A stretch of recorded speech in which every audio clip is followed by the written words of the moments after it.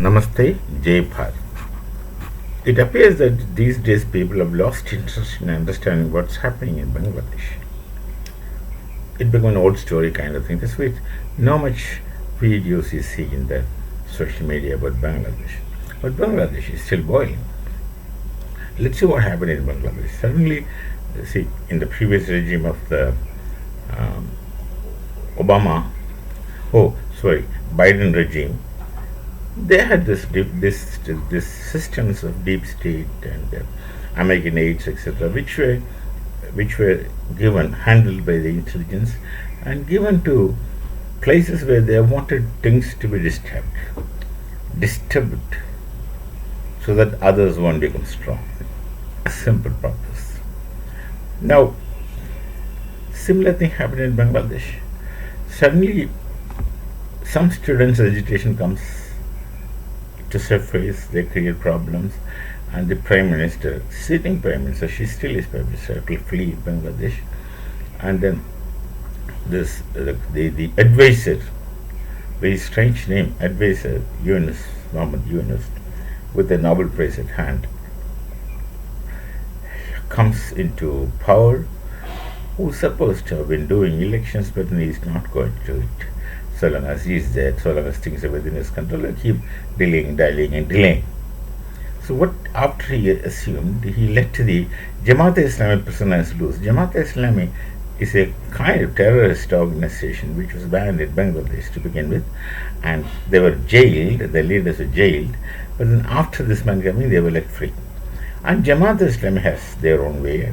They were actually running show in Bangladesh. That's why you find them attacking the non-Muslim agencies, whatever it is, be it Hindus, their temples and their shops, Buddhists and others. These things were going on. And absolute anarchy for all these past months in Bangladesh. No law and order, no policing, consistently. And then the Arakan army becomes suddenly strong, and they started attacking Bangladesh borders and capturing Bangladesh borders, and a large area became under their control, especially the river side was under their control, and Chittagong was partially, so to say, under their influence. And all these things were happening. But then, if you have noticed, the Bangladesh army had been maintaining a kind of balance, because they were not making statements, not so much of statements, they were not involving. All these operations were done by police. Actually, they were not doing anything. When the anarchists, the radical Islamists, Jamaat-e-Islami, were on a rampage, the law and order people were not to be seen. They were doing whatever they feel like. The law and order people were silent. They were silent. They were not to be seen. So the radicals had their free hand to do whatever they wanted. They had been doing it. They're still doing it.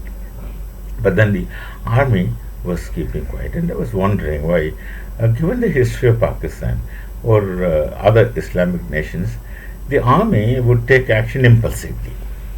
That's what you're saying. The army is impulsive, but the Bangladeshi army, either they're very thoughtful or very calculative, or are not impulsive. They still are the erstwhile Bengalis. They still have, some of them would retain the Bengali culture. That could be the reasons. They were maintaining calm and rather was observing. And now, the Bangladesh army has warned others people, if the things go on like this, then we will have to intervene. And it seems they said, we will have to intervene if things go like this. And Bangladesh is not a very huge army as compared to other states, but then for Bangladesh, the army still is formidable. And the chief, there's an accusation that he wanted to be authoritative more, even in Sheikh Hasina's regime. I think they're relatives. And when that did not take place, she was not letting him have his own authority as he wanted.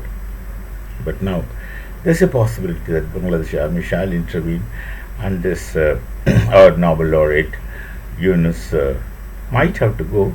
The Bangladesh National Party leader has already left Bangladesh in pretext of treatment abroad, where I don't know. And Muhammad Yunus also might be raising health issues and leaving Bangladesh wisely before he's thrown out. Possible that day, then it's possible that the army takes over.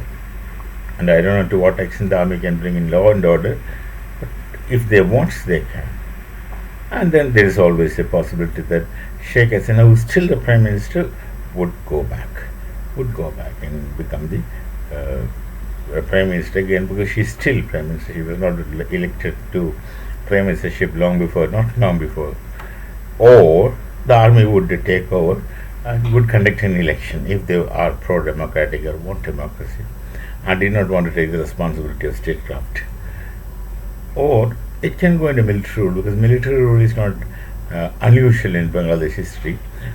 There were times when military was ruling Bangladesh, and then they gave it to democracy, then back to military dictatorship. All these things were there. So we don't really know. We don't really know what would happen to Bangladesh. But hopefully things should not continue. This kind of lawlessness and anarchy should not continue, because just for one simple reason, that look at the human beings living. Their day-to-day life is disturbed and destroyed rather. They don't have electricity, they don't have oil, they don't have food, they don't have law and order.